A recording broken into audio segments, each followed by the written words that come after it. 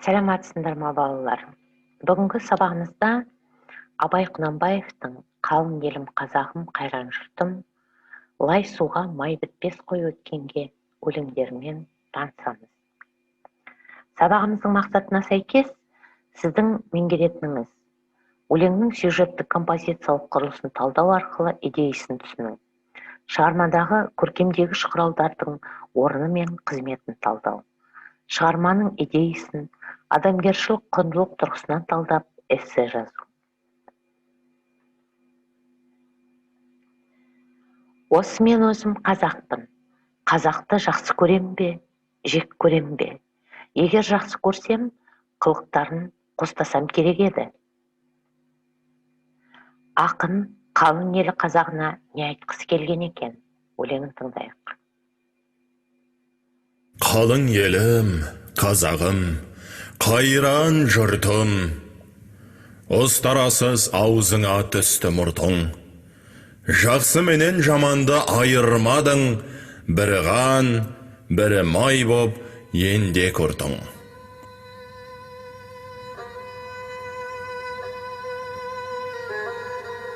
Бет бергенде шырайың сондай жақсы, қайдан ғана бұзылды сартша сыртың? Ұқпайсың өз сөзіңнен басқа сөзді, аузымен орақ ұрған өңкей ғыртың. Өзімдікі дей алмай, өз малыңды күндіз күлкің бұзылды, түнде ұйқың. Көрсе қызар келеді байдауы жоқ, бір күн тыртың етет, бір күн бұртың. Бас-басына бей болған өңкей қиқым, мінеки бұзған жоқ па елдің сыйқын?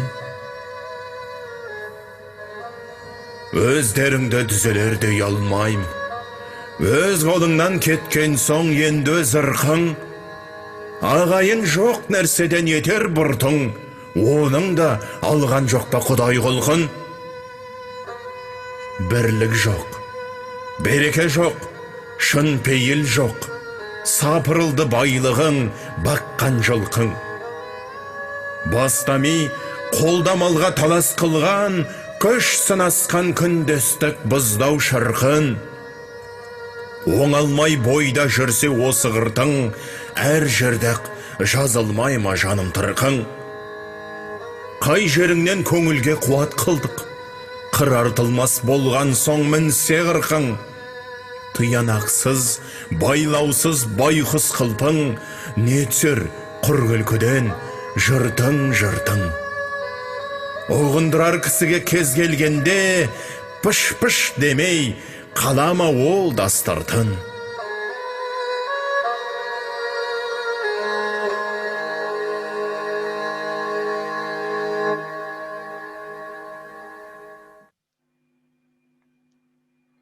Бір 1886 жылы 11 буынды қараң өлең ұйқасымен жазылған бұл өлеңде халық мүддесі, ақынның өзі өмір сүрген қоғамның тарихи шындығы бейнеленеді. Абай «Қалың елім қазағым, қайран жұртым» деген бір сөйлемге соншама үлкен мағынаны сыйғызған. Мұнда туған халқына деген шексіз сүйіспеншілік сезімі жатыр. Оны бет бергенде шырайың сондай жақсы, қайдан ғана бұзылды сартша сыртың деген өкініші сөзінен де байқауға болады. Мұхтар Әуезов те жоғын жоқтап, мұңын мұңдап отырғаны, қалың елі, қазағы, оны қайран жұртым деп, бар жанмен ынтыға сүйеді деп көрсетеді. Абай дерті елдігінен айырылып берекесі қашқан қалың елі қазағының тарихи трагедиясы. Ресей империясының отарына айналып, өз малын өзімдікі дей алмай, етек басты күн кешкен қазағының ауыр халі жанына батып, қанын қайнатты. Ұлттық мінез психологиясына түскен өзгерісті Абай қоғам қасіретімен байланыстырады. Ғасырлар бойы көшпелі тұрмыс кешкен, тіршілігінің тегі 4 түлік мал болған халықты күштеп, отырықшылдыққа көндіру қазақ жеріне үлкен қасірет әкелді. Міне, қазақтың екінші жұртының қан болып, ұстарасыз мұрты аузына түсетін себебі сол. Абайдың жақсы менен жаманды айырмайсың дегені бір ұрты май, бір ұрты қан, сол тұстағы әлеуметтік құрылымға байланысты туындаған пікір. Сондықтан да ақын замана туғызған келеңсіз құбылыстарды сынамай тұра алмайды. Қазіргі тілмен айтқанда, елдің сыйқын бұзып жүргендер, мансабы жоғары шенеуніктер. Оларды абай бас-басына би болған өңкей қиқымға теңейді. Өйткені бұл арада өз бастарының қамынан өзге мақсат жоқ. Ұлтының қолынан шығып бара жатқан ырықты ұстап қалудың жолын ойлап әуре болмайды, әрі өңкей қиқымнан жиналған, яғни шаласаз сауаттылардан құралған тобырдың тайталасуға өресте таяз. Осындай қазақтың өз ішінен шыққан өңкей қиқымнан құралған шен құмар, мансапқор сатқындардың саны артып күннен күнге көбейді. Сондықтан абай ел ішіндегі алауыздыққа, берекесіздікке, екіжүзділікке, тұрлаусыздыққа зығырданы қайнап, мұртың, ұртың, сыртың, қыртың, ұйқың, тыртың, бұртың, қиқым, сыйқың, ырқың, құлқың, байлығың, шырқың, қырқың, қылпың, жыртың, астыртың деген бірыңғай ұйқасын тапқан сөздермен қатты сынайды. Былайғы уақытта ауызға ілінбейтін қарапайым сөздерге жан бітіп, әр қайсысы кекті, айбарлы, сұсты сөздерге айналған. Қалың елім, қазағым, қайран жұртым деп басталған, тұнып тұрған сезім күй лирикасы осылайша өткір сатираға ауысады.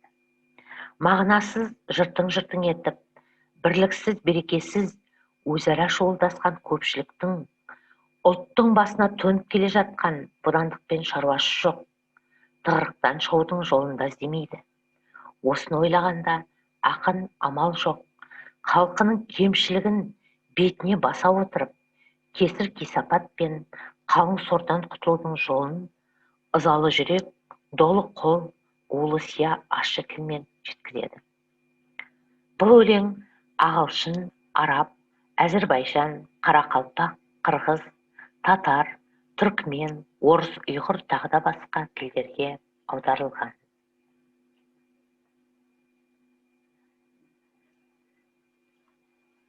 Өлеңде кездесетін сөздерге анықтама берейік. Тыртың, қолдан келмейтін тыраштанған іс-әрекет. Қиқым, бір нәрсенің майда, ұсақ қалдығы. Ырық, өз қалауы, еркі. Сыйық, түр-тұрапат, көрік, түр-сұрық. Қыр-қыртың, көп сөйлеу, мылжың. Шырық, берекені алу, мазалау. Қосымша мәлімет. Өлең алғаш рет 1909 жылы Санкт-Петербургте жарық көрген қазақ ақыны Ибрахим Құнанбайұлының өлең атты жинақта жарияланды. Басылымдарында аздаған текстологиялық өзгерістер кездеседі.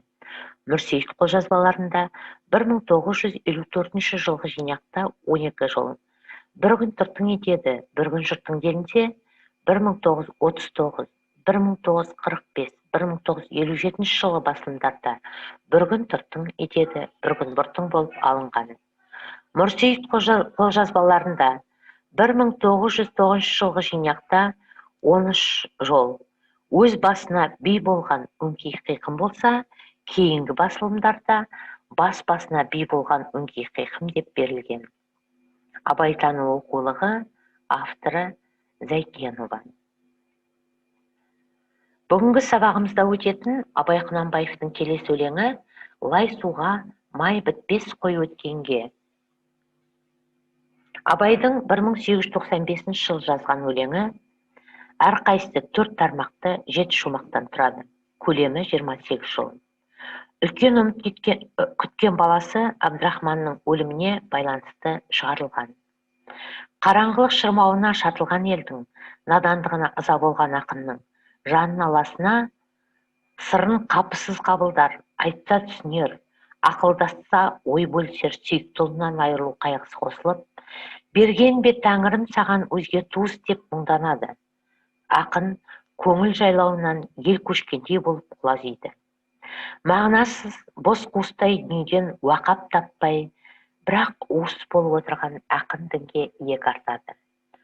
Қошы жоқ құлазыған көңіл күйін ғажап шыншылдық суретпен бейнелеп, шарасыз халін халық, махлұк, дәхрі, ләмәкан сияқты діни лексикамен бедерлейді. Балалар, енді тапсырмаларды орындаймыз. Бірінші тапсырма: фил кестесін толтырасыңдар, төменде дескрипторларына назар аударыңдар. Екінші тапсырма: қалың елім қазағым өлеңіне шығармашылық талдау жасайсыңдар. Үшінші тапсырма: берілген сөздер мен сөз тіркестерін пайдаланып, ұлттық құндылықтың маңыздылығын талдап жазасыңдар. Төртінші тапсырма: